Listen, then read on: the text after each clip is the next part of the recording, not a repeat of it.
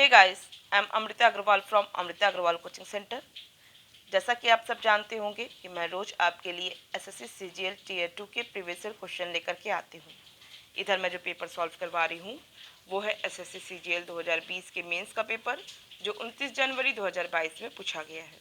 इस पेपर के बहुत से क्वेश्चंस ऑलरेडी मैंने सॉल्व करवाए हुए हैं, जिसका लिंक आपको डिस्क्रिप्शन बॉक्स में मिलेगा।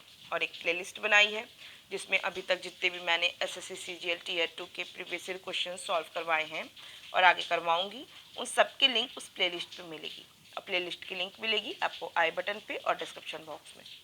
तो चलिए स्टार्ट करते हैं एसएससी सीजीएल 2020 के मेंस का ये क्वेश्चन है, the income of A is 2/3 of B's income and the expenditure of A is 3/4 of B's expenditure. If 1/3 of the income of B is equal to the expenditure of A, then the ratio of the saving of A to those of B is। कह रहा है A की income 2/3 है B की income से। अगर मैं इसकी इनकम का रेशियो बनाऊं तो मैं क्या लिखूंगी, A upon B means A और B की इनकम का रेशियो क्या हो गया, 2/3 मीन्स A की अगर इनकम 2 यूनिट है तो B की इनकम हो जाएगी 3 यूनिट। और अगर इसके एक्सपेंडिचर कह रहा है and the expenditure of A is 3/4 of B's expenditure. अगर मैं इनका एक्सपेंडिचर देखूं तो इसका रेशियो क्या हो जाएगा, A अपॉन B हो जाएगा 3/4 मीन्स A का एक्सपेंडिचर अगर 3 यूनिट है तो B का एक्सपेंडिचर हो जाएगा 4 यूनिट।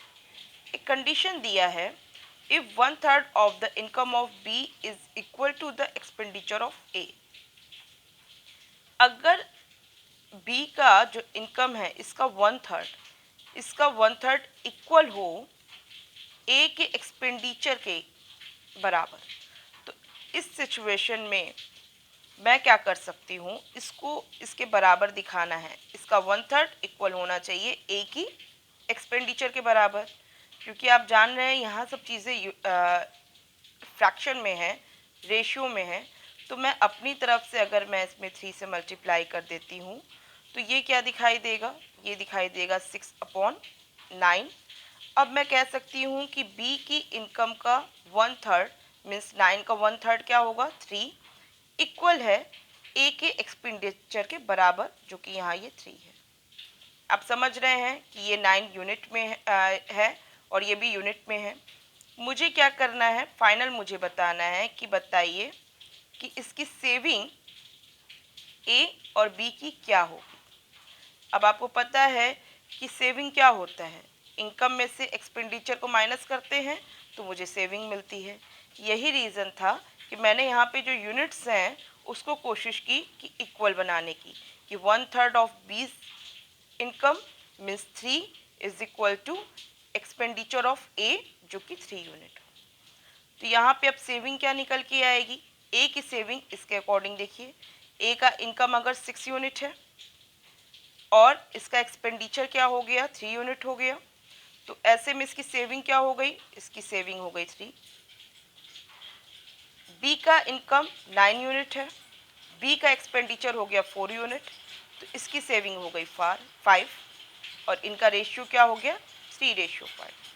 मैंने यहाँ पे 3 से यहाँ पे मल्टीप्लाई ऊपर नीचे इसलिए किया क्योंकि मुझे ये सेविंग फाइंड आउट करना था, और डायरेक्ट सेविंग फाइंड आउट करने के लिए मैंने यहाँ की 1/3 जो कि 3 यूनिट निकली वो इस ए की एक्सपेंडिचर की 3 यूनिट के बराबर कर दी। एक रिलेशन मैंने यहाँ पे क्लियर शो कर दिया जिससे कि ईजिली मैंने ए की और बी की सेविंग यहाँ डायरेक्ट कैलकुलेट कर ली। आई होप आपको ये लॉजिक क्लियर समझ में आई है। किसी को कोई भी डाउट हो तो आप मुझे कमेंट बॉक्स में दीजिएगा। सिंपल क्वेश्चन था, फिर भी अगर आपको कोई डाउट होता है तो आप मुझे कमेंट बॉक्स में दीजिए। और अगर आपको वीडियो समझ में आया है क्लियर और पसंद आया है तो आप इसे लाइक कीजिए।